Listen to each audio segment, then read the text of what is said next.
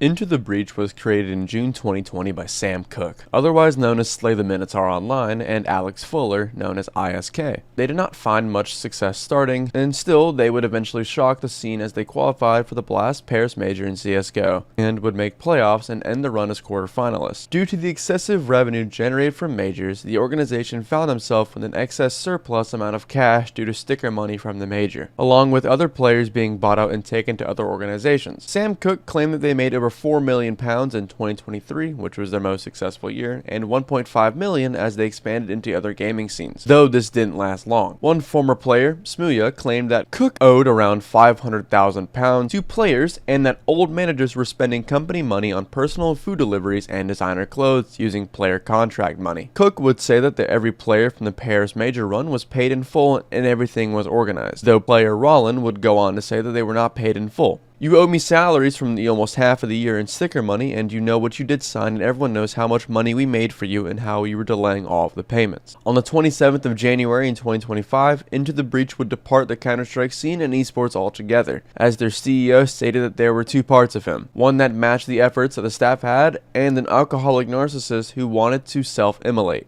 He said he would accept his legal troubles and face them, and people would be paid in full when the funds were available. Ninjas in pajamas. In 2020, the world would be put on pause during the COVID-19 pandemic, and the ESL Rio Major for 2020 would be cancelled, but the RMR stickers would still be put out for the public for people to buy. And to be blunt, these stickers sold really well. Navi CEO Yevhen Solotarov claimed that they had received 7-figure revenue from the stickers alone, and NIP had also presumably made a handsome sum as well, though only the org had received this money, and not the players who were on the team. Nock would come out and say that they were not paid any money during the 3-month sticker sale of the 2020 stickers, and he was looking to take action. The amount that he was apparently owed was floating around $200,000 to $300,000 based on what other players from the Legend stage had received. In their contracts at NIP, it is stated that the team shall receive 16.67% of team sticker money earned by the player, and the player shall receive the remaining 83.33% of the sticker money divided with his teammates. The player shall receive 100% of the individual sticker money, which is allocated to the players. With this major change, there were no individual stickers,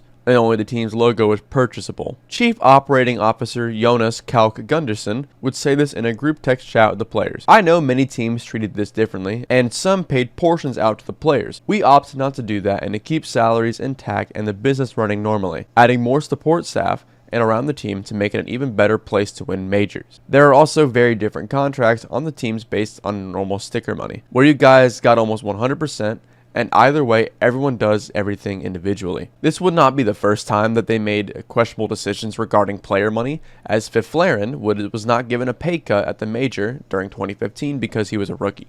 Passion UA had a breakout year during the end of the 2024 season as they qualified for the Shanghai Major with a full 5 Ukrainian squad of youngsters who wanted to prove themselves. They would have a solid run at the major and would be short on the playoffs. 2 players from the organization, Passion UA, would be sold off to Fnatic, and they would bring in more money into the pockets of the organization. The roster would have some instability and would go through many changes before making their new coach the former Complexity coach in TC, having a South African join a full Ukrainian org. Later, in August of 2025, they would remove their old lineup and sign the former Complexity 4-piece, only keeping Kavem in their old lineup. Even though it was a Now in America's team, the finances of keeping a team like this afloat were far and more expensive, as their CEO was supervising almost every aspect of the team, including finances, and in order to lift the morale of the team heading into the Star Ladder Budapest Major, Rizhabov would promise the 5 players and coach a Rolex if they could make it into Stage 2. Though it wasn't all glamorous for the team, as prize money was also being more and more delayed with payment, and salaries would start to become inconsistent in delivery.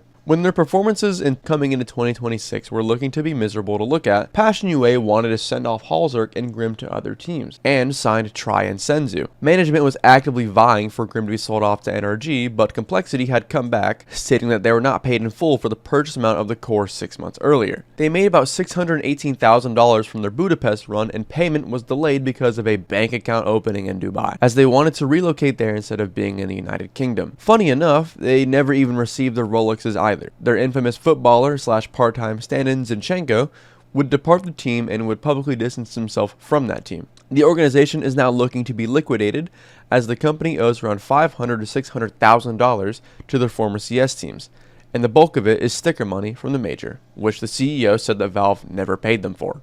SportsbetExpert. Tier 2 North American team SportsbetExpert is well known in the community for constantly changing out the roster every 2 games and making tweets about all of his roster moves with no filter or with no class at all, going after anyone and everyone who speaks out against him. One notable case of this was during his benching of the player Dare, who he called a nutcase and toxic after he had gotten into an argument with the team. Dare would speak out against this, saying that SBE was only salty that he had left the team to pursue other opportunities. SBE has been known to do these sorts of things, and he's often seen on Twitter saying outlandish things about his former players and trying to give them a bad rep to other orgs in the NA scene. He is also known for giving players with toxic and racist comments a chance, as he has been seen signing 4 members of the Timberman roster. Did you guys know that only 6% of y'all are subscribed to Jay Katsuki? Please consider supporting me my journey to get 1,000 subscribers by the end of December. 3D Max. 3D Max is a French organization that was part of the iconic Cato 2014 sticker collection worth thousands of dollars. But 12 years later, they find themselves in dire straits as they are collecting more and more debt, as one of their former partners had caused them to lose over 6 to 7 figure paychecks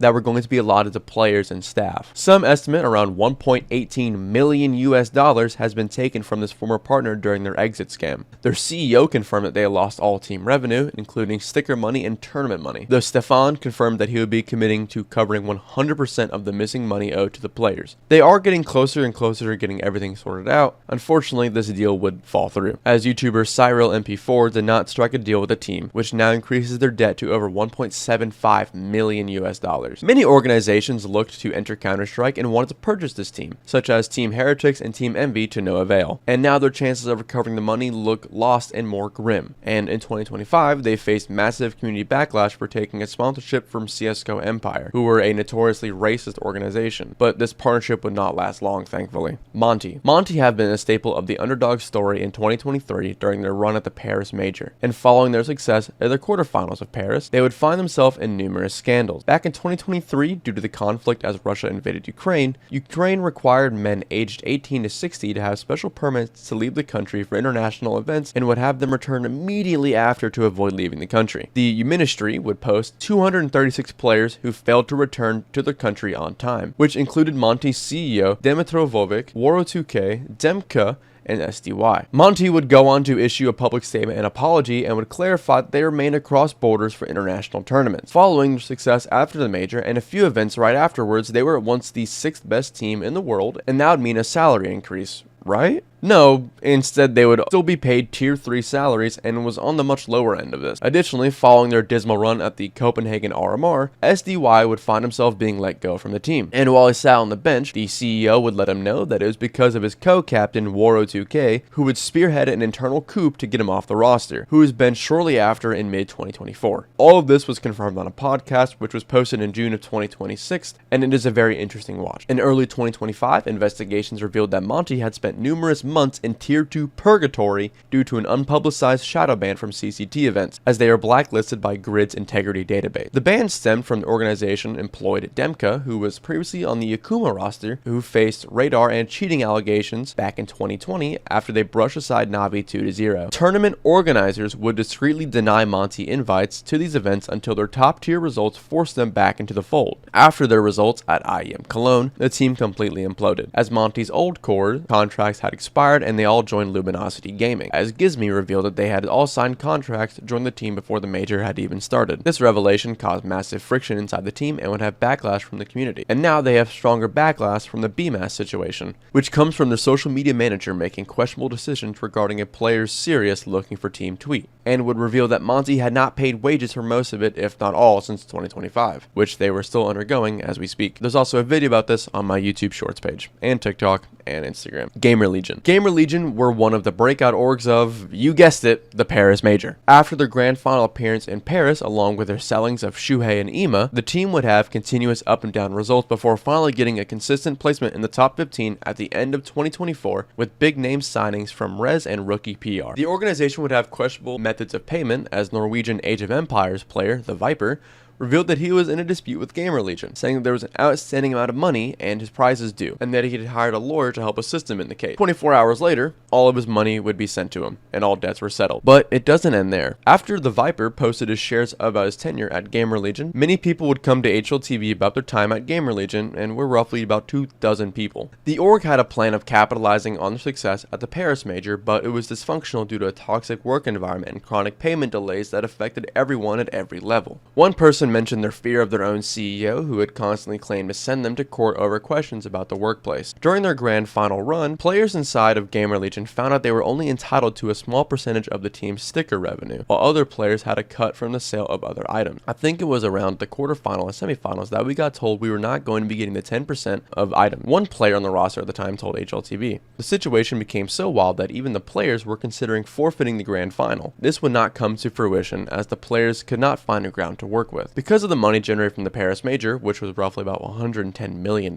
with team stickers taking up over 56% of the $2.6 million each team in the Challengers Cup would receive, it means that the players would miss out on around $100,000 that was supposed to be theirs. Since Shuhei and Ema were looking to leave the team for greener pastures, Gamerlegion tried to convince them that they would get the shares of 5% per player of the total amounts received from all items if they continued with the team without changes past July. Their payments would still be an issue, as prize money took over a year to be paid out, even at big events like the RMR. What's even crazier was sexist remarks would materialize from the staff on the team. One employee stated that during a dinner at the Paris Major, one of the girls from the Monty staff was, quote-unquote, how much would she charge? Which, I have to admit, this org story is so wild. You are much, much better off reading the entire article on HLTV. It is a crazy read, to be honest. Wildcard. Wildcard is a North American organization known for their runs at the Shanghai and Austin Majors, but they are even more well known for questionable management. In the summer of 2024, streamer and adult content creator Amaranth purchased a large stake in Wildcard, which became a questionable move to be associated with Counter-Strike, but it's her money, not mine. Media outlets would refer to Wildcard as Amaranth's team, and when Wildcard player Sonic spoke about this and wanting to be referred by their actual name in Wildcard, Amaranth would post a tweet about not biting the hand that feeds you. This led to back and forth drama on Twitter, and her time as a stake share in the org would not last very long, as in October of 2025 they would announce that they had bought back their shares in the company